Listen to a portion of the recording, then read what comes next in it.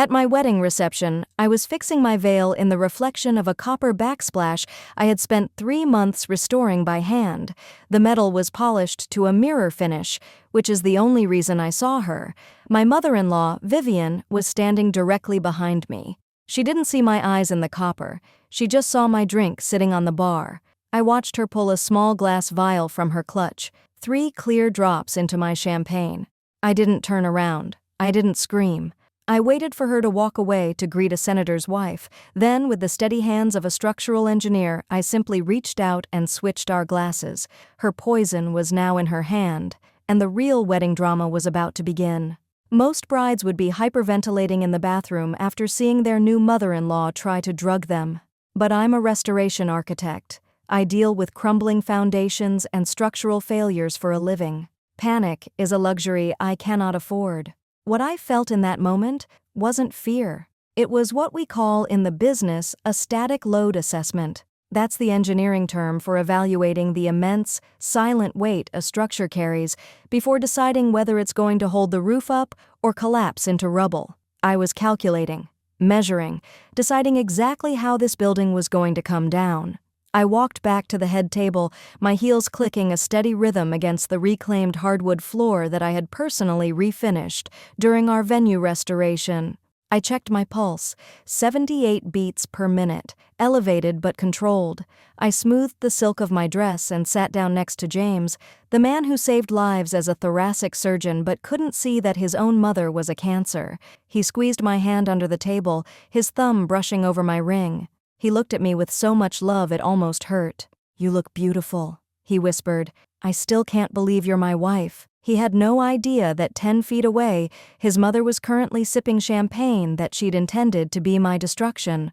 I looked across the table. Vivian was seated now, holding court with my parents, laughing at something my father said, playing the role of the benevolent matriarch to perfection. She looked at me. Her eyes were cold, dead things buried under layers of expensive mascara and practiced warmth. She raised her glass, my glass, in a silent toast. A little smirk that said, "Checkmate, darling." She thought she was the architect of this moment. She thought I was just some lucky girl who had stumbled into her dynasty, a problem to be solved with a checkbook or a vial of chemicals. I picked up my water glass. My hand didn't shake. I took a slow, deliberate sip. The water was cold. It tasted like clarity. I watched Vivian take another drink of the champagne. She was so confident in her cruelty. She had spent the last 2 years trying to bulldoze me, treating me like a squatter in her son's life. She called my work dirty. She offered me 6 figures to disappear. Once, at a family dinner, she actually asked James if he'd considered dating someone more appropriate to his station. But she forgot one thing about restoration architects. We know exactly where the weak points are, and we know exactly when a structure is about to collapse. I set my glass down. I smiled back at her, and I waited to understand why I didn't stop her, why I didn't grab her wrist and scream for the police right then and there. You have to understand the architecture of our war. This wasn't a sudden crime of passion. This was the demolition phase of a project Vivian had been managing for 2 years. From the moment James introduced us, I was a zoning violation in her perfectly curated world. The Prescotts are what people call old money, which usually just means their fortune is dusty and they're terrified of anyone who actually works for a living. I met Vivian at the estate inspection. I was wearing work boots and a hard hat, covered in plaster dust from restoring a Victorian molding. She looked at my hands like they were contagious. "James," she'd said, not even bothering to address me directly. "Are you having some remodeling done? I didn't realize you'd hired help." When he told her I was his girlfriend, she didn't smile. She just said, "Oh." And that single syllable contained more contempt than 1,000 words. The insults were never loud. They were structural, small cracks in the foundation, designed to make me collapse. She would forget to invite me to family dinners, then act shocked when I didn't show up. She would introduce me to their society friends as James's little project manager, ignoring my master's degree and my architecture license. She would comment on my hearty appetite every time I ate anything at family gatherings, as if being a woman who enjoyed food was some kind of moral failing. But the real structural failure happened 6 months ago. I was sitting in her library. She slid a creamy envelope across the mahogany desk. Inside was a cashier's check for $150,000. "Consider it a severance package," she said, her voice dripping with false kindness. "You're a lovely girl, Rachel, but let's be realistic. You're new money. You build things. We own things. You will never be comfortable at this table, and I'm just trying to save you the embarrassment of finding that out the hard way." I looked at the check. It was more money than my parents had made in 3 years combined. I looked at her. I didn't tear it up. I didn't throw it in her face. I just slid it back across the desk and said, "I think you're underestimating the cost of quality craftsmanship, Vivian. I'm not for sale." That was the moment her eyes changed. That was when I stopped being a nuisance and became a threat. And threats, in Vivian's world, had to be neutralized. In psychology, there's a concept called an extinction burst. I learned about it when I was studying how stress affects building materials, but it applies perfectly to narcissists. When a toddler realizes that screaming isn't getting them what they want, they don't quiet down. They scream louder, they flail, they break things, they escalate their behavior to a frantic peak right before they finally give up. The week before the wedding was Vivian's extinction burst. She realized the bribes hadn't worked, the insults hadn't worked, the wedding was going to happen, so she went scorched earth. On Tuesday, she called our florist and tried to cancel the order, claiming the bride had died in a car accident. The florist, thank God, called me first. On Thursday, I found her in the bridal suite, inspecting my veil. When she left, there was a jagged tear right through the antique lace. She claimed it caught on her ring, but I know the tensile strength of French lace. You have to want to rip it. I repaired the veil with gold thread, a technique called kintsugi that I use in restoration work. The Japanese philosophy behind it is that the break is where the beauty lives. I didn't tell James. I knew that if I told him, she would spin it. She would gaslight him, call me paranoid, claim I was stressed and imagining things. She relied on the fact that her behavior was so insane that no rational person would believe it without proof. So when I saw the vial at the reception, everything clicked into place. This wasn't random. This wasn't just hatred. This was the final detonation of her extinction burst. She couldn't stop the wedding, so she decided to ruin the memory of it. She wanted me sick. She wanted me humiliated. She wanted to prove to every high society guest in that room that I was weak, messy, and unworthy of the Prescott name. She wanted a disaster. I just decided to let her be the victim of it. The thing about structural failure is that it's rarely instantaneous. Before a building collapses, it groans. The rivets pop. The wood splinters. You just have to be quiet enough to hear it. The reception hall was loud with applause as James finished his speech. He was charming, self-deprecating, perfect. He sat down and kissed my cheek, whispering that he was the luckiest man alive. Then the room went quiet. The tapping of a spoon against crystal echoed like a warning bell. Vivian stood up. She looked regal in her silver gown, every hair in place, every gesture rehearsed. She held the champagne flute, the one with the gold rim, the one she had tainted, high in the air. The room waited. She smiled at the guests, then turned her gaze to me. It was a predator's smile. "Marriage," she began, her voice projecting with that practiced finishing school cadence, "is about partnership. It is about knowing who you are and where you come from." A few of her friends at table 4 chuckled. And most importantly, it is about trust. Knowing that the person sitting next to you has your best interests at heart. I didn't blink. I raised my water glass. Vivian raised the poisoned chalice. "To the happy couple," she said. She tipped the glass back. I watched the golden liquid disappear. I watched her swallow. 1 gulp, 2. She drained it. For a moment nothing happened. She sat down, looking triumphant. She turned to my father and started talking about golf handicaps or summer houses or whatever it is that people like her discuss when they think they've gotten away with murder. 1 minute passed, then 2. I sat perfectly still, my hands folded in my lap, counting the seconds like a metronome. At 2 minutes and 40 seconds, the groaning started.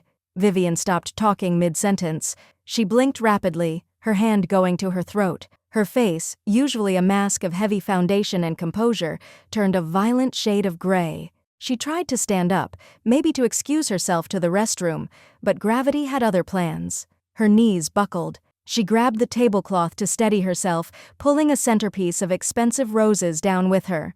Then the emetic did exactly what chemistry dictated it must do. It wasn't a polite swoon. It was violent. Vivian retched, a guttural, ugly sound that silenced the string quartet. She vomited directly onto the head table, all over the silk runner, the china, and the skirt of her custom-made Dior gown.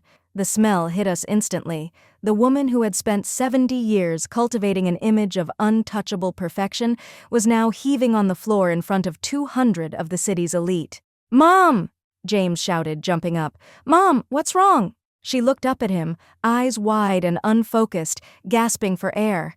I don't feel..." She collapsed sideways into the mess she had made. The room erupted into chaos. But I stayed seated for 1 second longer, watching the ruin. It was ugly, it was tragic, and it was exactly what she had ordered for me. In a crisis, most people panic. I don't. As the guests screamed and crowded around, I stood up and took charge. "Someone call 911, I said, my voice cutting through the noise. "Clear a path to the exit. James, check her vitals." I directed the wedding coordinator to clear the tables. I told the band to stop playing. I moved through the chaos like I was running a construction site after a safety incident, calm, methodical, and completely in control. James was on the floor with his mother, checking her pulse, his surgeon training kicking in. "Pulse is thready," he said. "Airways clear. Pupils dilated. Someone get me a medical kit." The paramedics arrived in 4 minutes. They loaded Vivian onto a stretcher. She was barely conscious, moaning something incoherent about the champagne, about the wrong glass, about how this wasn't supposed to happen to her. As they lifted her, her beaded clutch bag, which had been resting on her lap, slid off and hit the floor. The clasp snapped open. Contents spilled across the polished wood, a lipstick, a compact mirror, a small bottle of breath mints, and a small, empty glass vial. James saw it. He froze. But that wasn't the smoking gun. Next to the vial was a piece of heavy, cream-colored stationery, folded into a square. I walked over and picked it up. I knew what it was before I opened it. It was in Vivian's handwriting, elegant, looping script. I walked to James, who was staring at the vial, his face pale with dawning understanding. "James," I said quietly, so only he could hear, "you need to read this." He looked at me, confused, then took the paper. I watched his eyes scan the words. "Ladies and gentlemen, I must apologize for the interruption. My new daughter-in-law has struggled for years with personal demons. We hoped the stress of the wedding wouldn't trigger a relapse, but it seems the alcohol was too much. Please forgive the mess. We will get her the help she needs." It was a speech she had written before the reception started. She hadn't just planned to drug me. She had planned the narrative of my destruction. She was going to take the microphone while I was vomiting and destroy my reputation forever. She was going to frame me as an unstable drunk with a substance abuse problem. I saw the change happen in James's face. It's a rare thing to watch a man become an orphan while his mother is still alive. The concern vanished. The panic vanished. His eyes went cold. He looked at the note, then at the vial, then at the woman on the stretcher who was now being wheeled toward the ambulance. He finally saw the architecture of the trap. He realized that the monster wasn't under the bed. She was the one who had tucked him in every night. He folded the note and put it in his pocket. He didn't look at me. He looked at the paramedic. "She didn't have a medical emergency," James said. His voice sounded like grinding metal. "She ingested something she intended for someone else. Check her bag for the vial, and call the police." The hospital smelled like antiseptic and bad decisions. Vivian was stabilized in a private room, the drugs flushed from her system, but the legal toxicity was just beginning. The police were waiting in the hallway. Officer Chen, a woman who looked like she'd seen enough family dramas to write several books, was taking my statement. I didn't need to be emotional. I just needed to be efficient. I pulled up the file on my phone. While the paramedics were loading Vivian, I had texted the venue manager. Because I had spent 3 months restoring that reception hall, I knew exactly where every security camera was positioned. I'd installed the 4K camera behind the bar myself as part of the renovation. I had the footage in my inbox before the ambulance reached the hospital. I showed Officer Chen the video. Timestamp, 7:47 p.m. Vivian looks around, pulls out the vial, unscrews the cap, 3 drops into the champagne, walks away. high-definition proof of attempted assault. James walked out of Vivian's room. He looked 10 years older than he had that morning. He walked past me, past his father, who was sitting with his head in his hands, and went straight to the officer. "My mother is awake," James said. His voice was clinical, detached. "She wants to make a statement." "Did she confess?" Officer Chen asked. James laughed, a dry, humorless sound. "No, she told me she did it to save me. She said Rachel was a gold digger who was ruining the Prescott bloodline. She said I would thank her one day." I watched James. This was the moment. The cord was either going to snap or it was going to strangle us. Vivian had played her final card, the mother knows best defense. She was banking on 50 years of guilt and obligation to make him drop the charges. James reached into his tuxedo pocket and pulled out the cream-colored stationery, the pre-written apology speech, the evidence of premeditation. "Officer," James said, handing over the paper, "my mother didn't just try to assault my wife. She planned a character assassination. She wrote this before the reception started. This proves intent." "James, don't." His father finally spoke from his chair, his voice hollow. "She's your mother." James turned to his father. "No," he said, "she's a criminal. And if you pay for her defense, you're complicit." He turned back to the officer. "I'm pressing charges. And I'm requesting an immediate restraining order for myself and my wife." I watched him sign the statement. It was the most romantic thing I had ever witnessed. He didn't just choose me. He amputated the limb that was killing us. He cut her off with the precision of a surgeon removing a tumor. There were no tears, just the sound of a pen on paper, finalizing the divorce between a son and his toxic origin. The trial took 11 months. Vivian's lawyers tried everything: diminished capacity, stress-induced psychosis, a suddenly discovered history of mental illness that no one had ever mentioned before, but the pre-written note destroyed every defense. You can't claim temporary insanity when you drafted a press release about it 3 days in advance. You can't claim you weren't thinking clearly when you scripted exactly how you were going to spin your crime. The jury deliberated for 4 hours. Guilty on all counts: aggravated assault, attempted poisoning, reckless endangerment. The judge sentenced her to 30 months, state facility, no early parole. I watched them lead her out in handcuffs, her once perfect hair disheveled, her designer suit replaced by orange scrubs. She looked at me as she passed, and for just a moment, the mask slipped. I saw the hatred underneath, pure, undiluted, unrepentant. She still thought she was the victim. Some people never learn. Some foundations are too damaged to repair. You just have to tear them down and start fresh. James and I didn't move into the Prescott estate. We bought a fixer-upper on the other side of the city. It has good bones but needs work, just like us. It's been 18 months since the wedding. I'm sitting at my workbench in the garage, working on a bowl I broke last week. It's a Japanese technique called kintsugi. You don't hide the cracks. You fill them with lacquer mixed with powdered gold. The philosophy is that the piece is more beautiful for having been broken. The break is where the strength lives. James comes up behind me, watching over my shoulder. "How's it coming?" "Almost done." I apply the last line of gold, following the jagged crack across the ceramic. "Another hour and it'll be ready." He nods, then sits down on the stool next to me. We've learned to sit in silence together, to be comfortable with the spaces between words. It's one of the unexpected gifts of trauma, learning what doesn't need to be said. "My father called," he says finally. "What did he want?" "To tell me that Mom's up for parole review next month. He wanted to know if I'd write a letter of support." I set down my brush. "What are you going to do?" James stares at the bowl in my hands, at the gold lines catching the afternoon light. I told him that Vivian made her choices. I made mine. I'm not going to pretend that what she did was forgivable just because it's been 18 months. Time doesn't erase intent.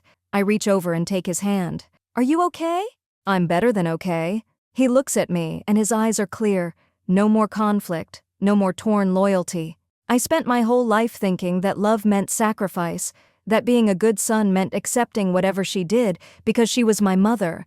But that's not love. That's just obligation wearing a mask. He squeezes my hand. "You showed me what real love looks like. It's someone who stands with you instead of against you. Someone who builds you up instead of tearing you down. Someone who chooses you. Not because they have to, but because they want to." I lean my head against his shoulder. For the record, I would have married you even if your family was normal. He laughs. It's the first real laugh I've heard from him in weeks. Where's the fun in that? The bowl is finished now. I hold it up to the light, examining my work. The gold lines shimmer, creating patterns that weren't there before. The cracks have become features. The damage has become art. For a long time, I thought a perfect marriage meant no conflict. I thought it meant smooth surfaces and easy days. But Vivian taught me something valuable despite herself. She tried to shatter us. She tried to find the stress points and hammer them until we crumbled. But she miscalculated the materials. When we sat in that hospital waiting room, watching the police lead her away in handcuffs, James and I didn't fall apart. We fused. The trauma didn't leave a scar. It left a seam of gold. We trust each other with a depth that most couples never reach because they're never tested. I know with absolute certainty that he will choose me, and he knows that I will see the threats he's blind to. The bowl catches the late afternoon sun, shining brighter than the original ceramic ever did. It's imperfect, it's jagged, and it's unbreakable. Some stories don't have happy endings. They have real endings, messy, complicated endings where the villains don't always learn their lessons and the heroes don't always walk away unscathed. But this is my ending, and I'm the one who gets to define what it means. Vivian tried to poison my wedding day. Instead, she purified my marriage. She tried to destroy my reputation. Instead, she revealed her own true nature. She tried to separate me from her son. Instead, she lost him forever. There's a poem I remember from college, something about how the best revenge is living well. But I don't think that's quite right. The best revenge isn't living well. It's living freely. It's building a life where the people who tried to destroy you no longer occupy any space in your thoughts. I don't think about Vivian much anymore. When I do, it's not with anger or satisfaction. It's more like remembering a building I demolished once, a structure that was too damaged to save. You note what went wrong, learn what you can, and move on to the next project. My next project is this house, these walls, this life I'm building with James, one repaired crack at a time. 2 months later, I receive a letter. It's from a woman I don't know, addressed to the bride from the Prescott wedding. Inside is a handwritten note on plain paper. I saw the news coverage of your mother-in-law's trial. I want you to know that your courage inspired me to leave my own toxic situation. For years, I thought I had to accept the way my husband's family treated me, because that's what marriage meant. Watching you stand up, watching you refuse to be a victim, watching you choose yourself without apology, it gave me permission to do the same. I'm living in my own apartment now, starting over at 43. It's terrifying and wonderful. Thank you for showing me that it's possible. With gratitude, a stranger who isn't a stranger anymore. I read the letter 3 times. Then I fold it carefully and put it in a drawer with other things I want to keep, things that remind me why the hard choices matter. We never know who's watching. We never know whose life we're changing just by having the courage to change our own. That night, I dream about the wedding again. But this time, it's different. In the dream, I'm not watching Vivian poison my glass. I'm standing at the altar, looking at James, and there's nothing but light streaming through the windows. No poison, no scheming mother-in-law, no crisis to manage, just love, uncomplicated and pure. When I wake up, James is already awake, looking at me in the gray pre-dawn light. Good dream? He asks. The best, I say. We were getting married, and nothing went wrong. He smiles and pulls me close. Maybe that's the sequel. I laugh into his shoulder. I don't think our story needs a sequel. I think we're still writing the first one. Outside, the sun is rising over our fixer-upper, painting the walls in shades of gold and rose. There's still so much work to do. Walls to repair, foundations to strengthen, a whole life to build. But we have time. We have each other. And we have a story that's ours to tell. Not a fairy tale, not a revenge fantasy, not a cautionary tale about toxic families. Just a love story, with all the cracks filled in gold. The best stories I've learned aren't the ones where nothing goes wrong. They're the ones where everything goes wrong and you find your way through anyway. They're the ones where you discover what you're made of in the crucible of crisis. They're the ones where the ending isn't handed to you, but earned. I earned this ending. We earned it together. And if you're reading this wondering whether you can survive your own monster-in-law, your own impossible family, your own wedding disaster, let me tell you something. You can. Not by being perfect, not by never getting hurt, not by avoiding every trap and seeing through every scheme, but by knowing who you are. By choosing people who choose you, by building something stronger than the forces trying to tear it down. That's not revenge, that's architecture, and I'm very, very good at my job.